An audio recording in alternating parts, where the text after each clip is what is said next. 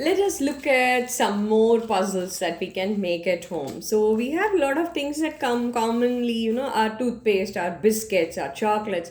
All of this, they come in cardboard boxes.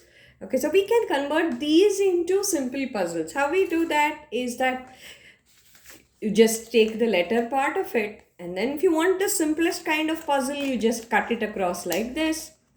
Or you want something more complicated, then you can try something like this. Involve the child in making of the puzzle and then give it to them and ask them to put it together again.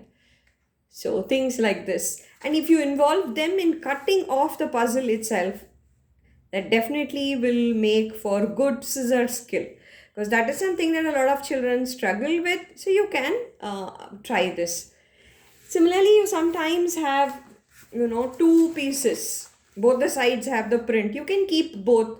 Give the child one for a reference and ask them to do the other. So things like this, or if you have older kids and they'll find it very, very simple, then you try making more pieces. So, things like that. And then get them to connect it all out together.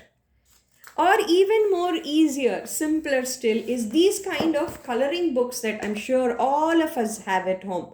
The children finish coloring and then we, don't know what to do with them. So when you have books like this, take the colored portion and then cut it up into pieces. So first you can even stick this on a newspaper and then cut it up into pieces and ask them to put the puzzle together again. Children will surely love it. Try it out and let me know in the comments how it goes.